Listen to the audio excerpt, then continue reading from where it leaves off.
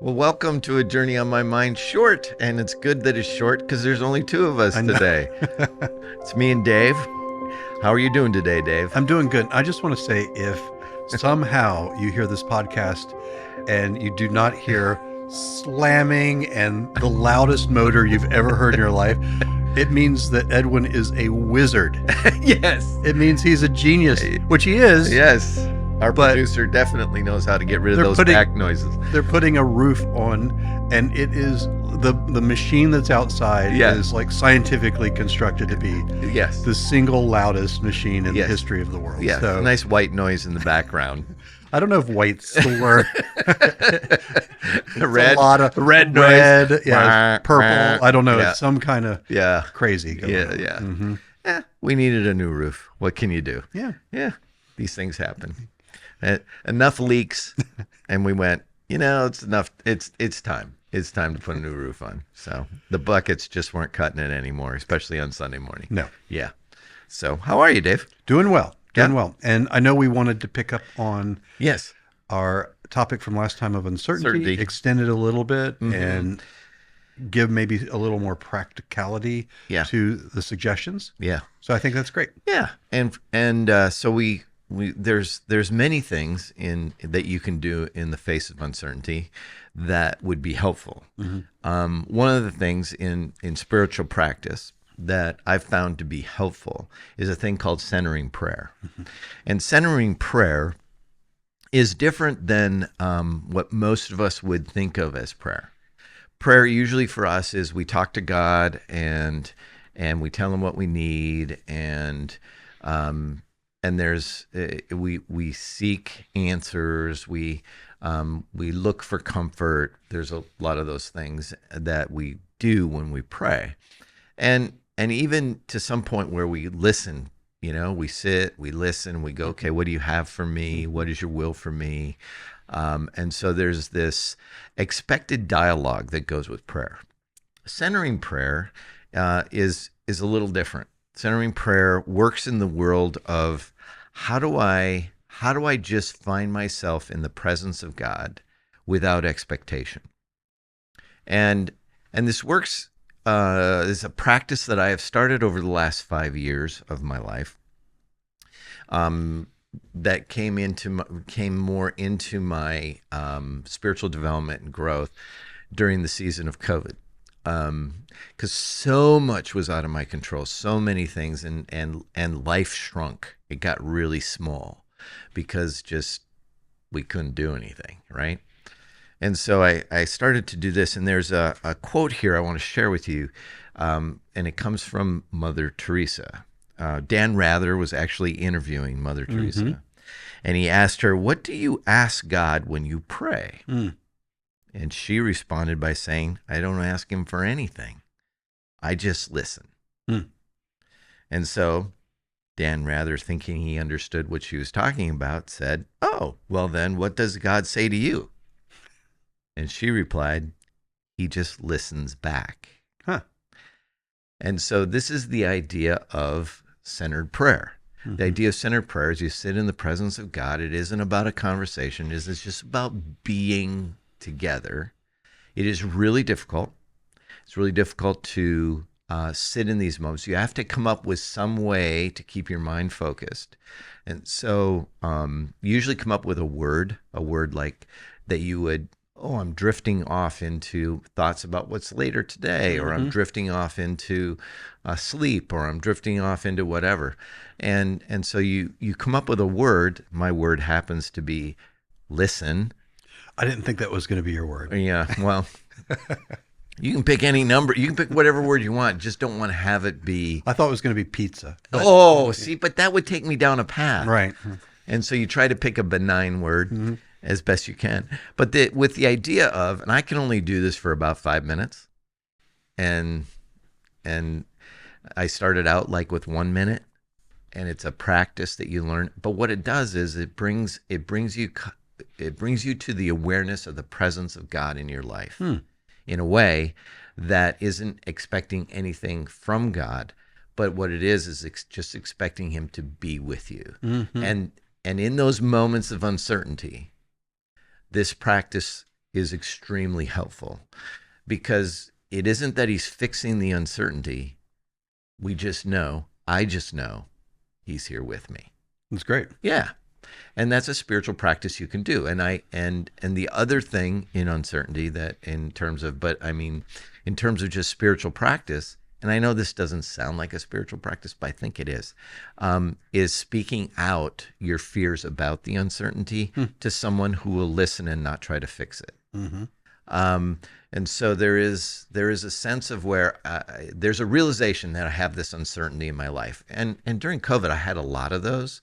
And so I kept thinking and mulling them over in my mind, and they produced anxiety in me. Mm-hmm. And so I started to write them down. Mm-hmm. And even in writing them down, it was helpful. But then I started to speak them out. And there's a principle, I think, scripturally, that speaks to this from you shed light on something that's in the dark, it removes some of the fear from it. It is to expose something to God does the same principle. It's like I'm holding this thing that isn't mine to hold, because I can't hold it and I can't control it. And so I'm going to put it in the light. And by what I mean by putting it in the light is saying, hey, God, this is this thing. And I say it out loud. So praying out loud is a practice. And also saying it to another person is a practice that helps settle a soul in the midst of uncertainty. It's good stuff. Yeah. Those are things you can just practice. I'll tell you, every major decision that I've made in my married life has come after what Ellen and I have called a retreat of silence. Oh. Every one of them. And it was a practice we learned early. It's a little different than what you're saying. Mm-hmm. It's kind of a bit of a hybrid. And I'll tell you what we do. Yeah. And that is we dedicate a block of time. It's usually like 3 hours. Okay. And the first part of it is just sitting and being quiet before God in kind of an appreciation of the presence of God, a practice of the presence of God. Yeah. And we just spend that time separately, by the way, just being quiet, not having a lot of questions or a lot of, no agenda. Right. And then the latter part is more of like posing a question around the thing that we need. So whether it was, do we move from, at the time, Philadelphia to Florida, which was our biggest option with job. Wow. Which we said no to from that. I don't know which one of those I like better. I do. Yeah. Definitely needed to get out of Philadelphia, let's say. Internship, great. Yeah. Good year. Yeah. We need to go. But then past that, how we built our family, whether we considered an adoption that came out of nowhere as a possibility, whether we moved here to Nashville from Charlotte, all those kinds of things. So that has been part of our practice. It's a little different in that the second part does kind of move into more of a, this is the thing I want to wrestle with. Right. But I feel like the whole first part is very much similar. Similar. The presence without expectation. Right. That's been cool. Yeah. The other thing that is interesting is I have been a journaler for a long time. I don't do it as regularly as before. Right. But there's a lot of benefits to that spiritually, emotionally, and just in terms of capturing the moment too, that gives you a record. But let me kind of take this and make an interesting point. Yeah. I think it's interesting. You'll decide. Yeah. There's that. We've kind of said here in many ways, most ways, all truth is God's truth. And in certain circles of the church, psychology is seen as either an enemy or antithetical or something that pulls people away. Right. It's really interesting, though, that the research in psychology aligns exactly with what you're saying are good spiritual practices in the Christian faith. That's good. It is. It is affirmed. Like the practice of prayer itself is affirmed by psychological research. Right. And this, by the way, is not saying it's all psychological and there's no spiritual realm. Right. It's just affirming that these practices seem to lead to greater spiritual health, emotional health.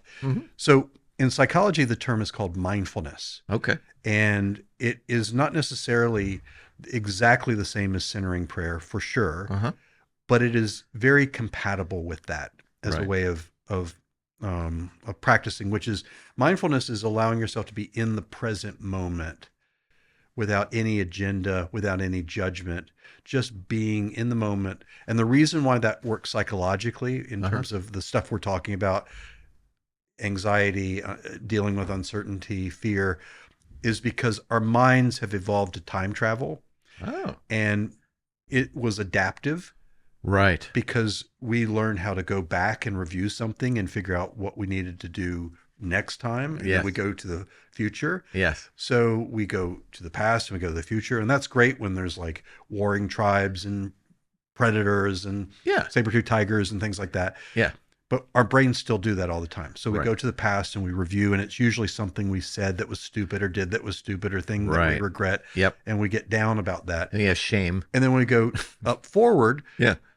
we're thinking about like, well, what about this? And what if this? And all these things. And then we get anxious. And what mindfulness is saying, let's just be in this present moment without any agenda, without any judgment. So it's a very compatible practice. How do you get into mindfulness? Is there a meditation piece to that? There's 1,000 ways to do it. That's what's interesting. Sometimes you'll hear mindfulness talked about like it is synonymous with meditation, like Buddhist meditation or something. Yeah. But that's just, some people use that as a vehicle. Okay. And I'm not saying that that's by any means the way to do it. Yeah. But you can use meditative practices. What you're describing with centering prayer is a meditative practice. Correct. It is within the Christian tradition. Right. But you could do anything that brings you into the present moment. For example, you could go to a museum and sit on a bench and look at a painting and just pay attention to it. You could be present there. Be present, right. Yeah. You could go to a concert and be very caught up in what you're hearing. You could be in a intentional conversation. Okay. But what you're describing is not exactly those. It's more of like, let's just be by yourself without any kind of stimulation. Yeah. And practice just being in that moment. And the way that we teach people to do that is to have some kind of breath that is of some rhythm. Sometimes we call it 4-7-8 breathing, which is 4 count inhale, 7 count hold, 8 count exhale, repeat, where the attention is on the breath so that your mind's not going to all these other places. Right. There's also, that's helpful too. Yeah. There's also a concept called worry journals where people, when they've got a lot on their mind, this is what you were describing. Yeah. They literally vomit everything out. Yeah. Bullet points. Yeah. They put it all out there, and it has a psychological function of taking all the stuff and putting it on like an external hard drive. Right. Right. It's like it's a container. Yeah. And then your brain doesn't have to keep worrying that it's not going to think about it. Right. So what I tell people is, as a good practice, put everything down, close it, make a deal with yourself that anything that comes to mind that's in it, you'll say, I'll get to it tomorrow morning. And then whatever time tomorrow morning, you go over it, cross out the things that are just worries that you can't do anything about. Right. Circle the things that you need to take action on. Yeah. And then repeat that. Right. And that's a very powerful thing, but it's very consistent with. Yeah.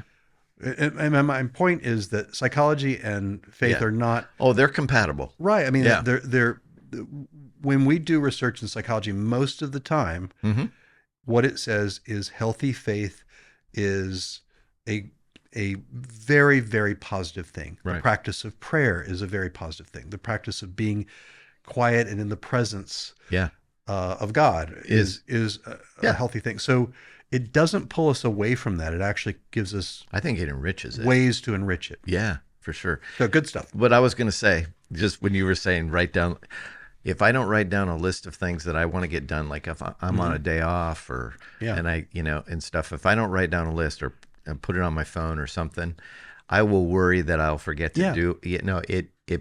There's something about writing it down for me that goes, oh, I can just go back to that list and be reminded of what actually needs to be done. We're of a certain age. Yes. But even if we weren't, Right. it's a good I've been thing. doing that my whole life. That's right. But I will also say this. That worry journal is not just not just a to-do list. Right. It does function that way. Right. But you can put down all the stuff that's just been spinning in your head that you really can't either know or do anything about. Right. It's just spinning around in there. Yeah, those are the things of uncertainty that I write down. Right. So that would be a worry journal. So but I say it out loud because sometimes when I just say it out loud, I'm like, that's just ridiculous. Well, and I'll tell you, this is how we'll close. Yeah. This is the connection. The reason why writing it down and saying it out loud works is because emotion is in this middle part of your brain and it's unformed. It's a feeling. It's vague. Right.